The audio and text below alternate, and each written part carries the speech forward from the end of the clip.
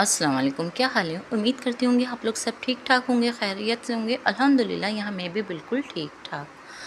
तो बस गर्मियाँ आते ही हम लोग जो लेडीज़ होते हैं ना, तो अपनी शॉपिंग स्टार्ट कर देते हैं।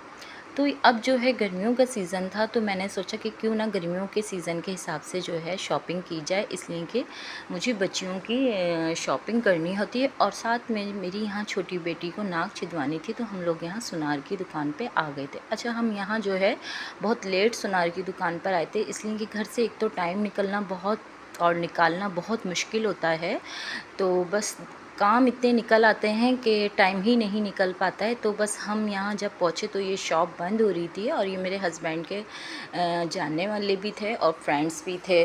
तो यहाँ जो है हम लोग बस पहुँच गए थे, तो इन्होंने कहा कि नहीं नहीं, हम आपका काम कर देते हैं। तो बस इन्होंने नाक छेद दी थी, लेकिन बस कुछ टाइम भी नहीं लगा। अच्छा, नाक बहुत आसानी से और आराम से छेद दी थी, इसको इसमें डर भी नहीं लगा। उसके बाद बस यहाँ हमें कैचर चाहिए थे और कुछ चीज़ें ऐसी चाहिए होती हैं बच्चियों के टॉप्स वगैरह, तो काफ़ी नीड पड़ती है, इसलिए बच्चियाँ यूनिवर्सिटी वगैरह स्कूल जाती हैं तो उनको जी यहाँ चीज़ें चाहिए होती हैं।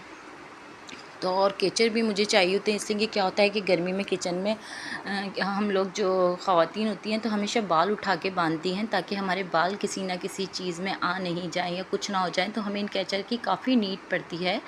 तो केचर ये है कि अच्छे वाले इनके पास क्वालिटी के होते हैं और मैं इन्हीं से ही लेती हूँ। ये हमारे बहुत नज़दीक ही दुकान है, ये 8 नंबर की हमारी मार्केट है और इनके पास बहुत रीज़नेबल प्राइस में केचर होते हैं। तो यहाँ बस हम अबाया देखने आ गए थे। अच्छा, कराची से मेरी नंद आई हुई थी, तो उनको भी अबाया देखना था और मुझे भी अपने लिए अबाया देखना था।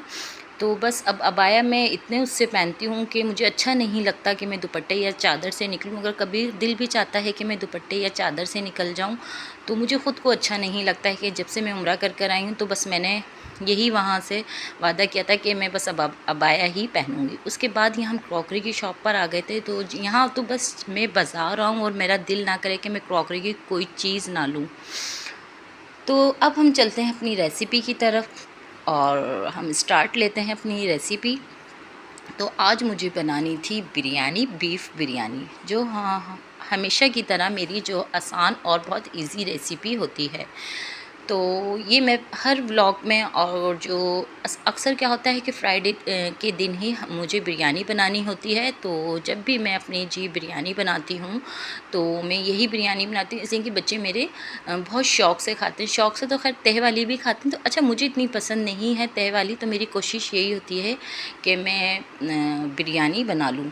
और मेरे हस्बैंड को भी बिरयानी काफ़ी उससे पसंद है और बच्चों को जो है वो तह वाली पसंद है। तो यहाँ मैंने यखनी चढ़ा दी थी। यखनी में मैंने यहाँ प्याज, साबुत धनिया और सौंफ और गरम मसाला ही इसमें मैंने ऐड कर दिया था। अच्छा, मैंने मसाले वगैरह में गरम मसाला नहीं लिया है। तो ये हमारे पास मसाले हैं और मैंने अदरक लहसुन का पेस्ट यखनी में डाल दिया था, तेज़पात के पत्ते डाल दिए थे और बादियानी फूल, जिसको हम बिरयानी के फूल कहते हैं। तो यहाँ मैं ले रही हूँ 1 चम्मच अदरक का पेस्ट, 1 चम्मच लहसुन का पेस्ट ले रही हूँ मैं। और फिर दोबारा मुझे मैंने भर के लिया था, तो मुझे ऐसा लगा कि नहीं कम है, तो यहाँ मैंने दोबारा 1-1 चम्मच और लिया। तो हमारे पास चावल थे 1 kg।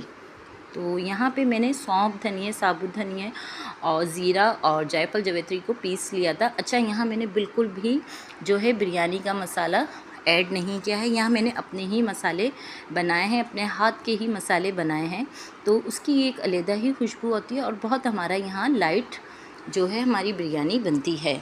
तो ज़्यादा सामान भी नहीं होती। अच्छा, क्या हुआ था कि रमज़ानों में मेरे हस्बैंड बहुत सारे टमाटर ले आए थे। तो मेरा ससुराल भी मीरपुर ख़ास में है, तो वहाँ गांव वगैरह पड़ते हैं, तो वहाँ तो आपको पता है इस किस्म की काफ़ी वेजिटेबल्स और फ्रूट्स वगैरह होते हैं। तो वहाँ से काफ़ी सारे ले आए थे, तो मैंने डीप फ्रीज़र कर दिए थे। तो ये मैंने क्या डीप फ्रीज़र अच्छा निकाल लो, उसके बाद तो डीप फ्रीज़र के बाद तो काफ़ी नरम और सॉफ्ट हो जाते हैं। तो यहाँ मैंने बस ऐसे ही डाल दिए थे, बीच में से 2-2 पार्ट करके कट करके मैंने डाल दिए थे। तो यहाँ मैंने प्याज डाल दी थी और मैंने प्याज को ब्राउन कर लिया था। और यहाँ अब मैं मसाला शामिल कर रही हूँ।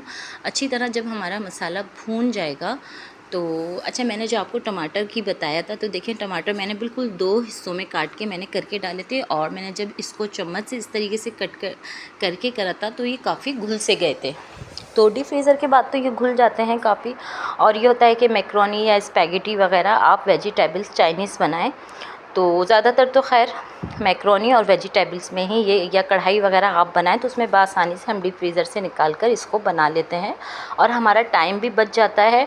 और उस दौरान अच्छा रमज़ानों में क्या था कि टमाटर महंगे भी बहुत थे, इतनी महंगाई थी रमज़ानों में कि बस पूछे नहीं। जो चीज़ अगर वो हमें 100 की मिल रही थी तो अब हमें वो उसकी आधी ही कीमत में मिल रही है। अच्छा, मुझे पहले इस चीज़ का बिल्कुल आइडिया नहीं होता था महंगाई का, लेकिन जब से अब मैं ख़ुद जो है ग्रॉसरी लेने जाती हूँ तो मुझे काफ़ी आइडिया हो गया है। तो यहाँ बस अब हम चलते हैं रेसिपी दोबारा अपनी जो मैं स्टार्ट आपको बताती हूँ।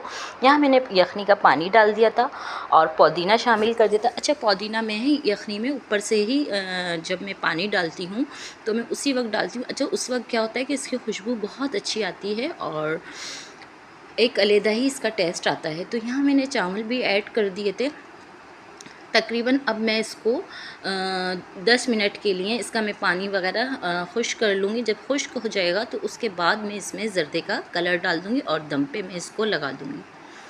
तो यहीं मैं अपनी वीडियो को एंड करती हूँ। तो आप ये देखना मत भूलिएगा, एंड तक वॉच कीजिएगा।